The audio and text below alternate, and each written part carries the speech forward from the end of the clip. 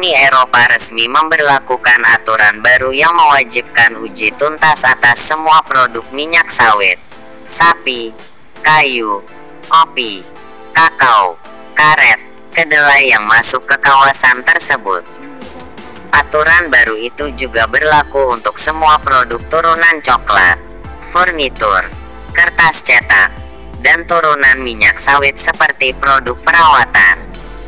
Dengan diberlakukannya aturan baru itu, eksportir diwajibkan memastikan asal-usul atau melacak sumber produk yang akan diekspor, yang ditujukan untuk mencegah produk terkait deforestasi dan degradasi lahan masuk ke wilayah Uni Eropa.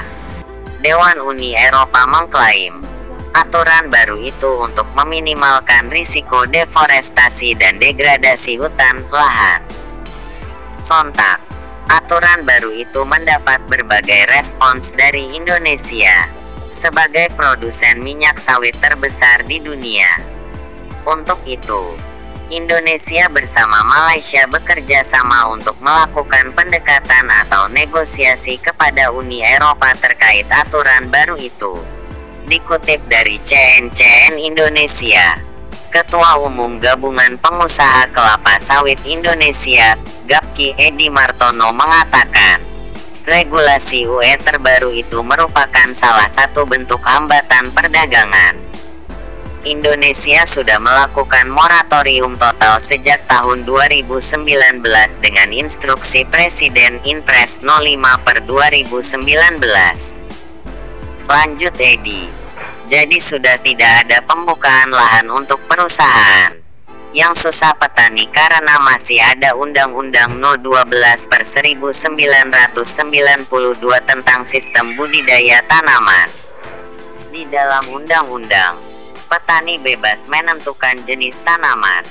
Di sisi lain, imbuh dia, jika pemerintah melarang dan mengatur komoditas yang boleh dan tidak boleh ditanam petani rakyat, ada konsekuensi yang harus ditanggung pemerintah.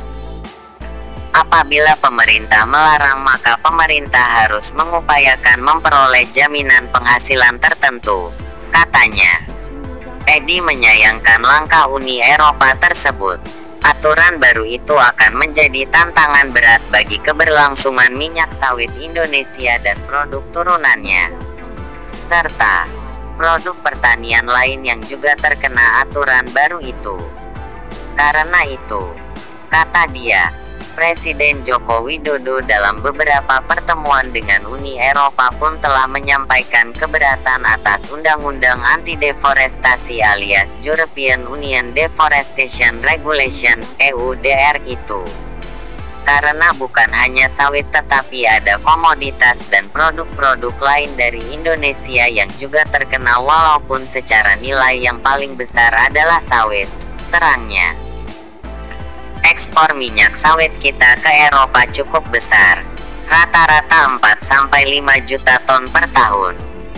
Seperti diketahui, Indonesia dan Malaysia adalah negara produsen utama minyak sawit dunia, dan bertujuan untuk menyuarakan concern kedua negara kepada sejumlah pejabat komisi dan legislator Parlemen Eropa terhadap EUDR atau Undang-Undang Anti-Deforestasi. Pada kesempatan lain, Menteri Koordinator Bidang Perekonomian Airlangga Hartarto menyebut EUDR diskriminatif dan berdampak negatif pada akses pasar sejumlah komoditas, terutama kelapa sawit ke Uni Eropa.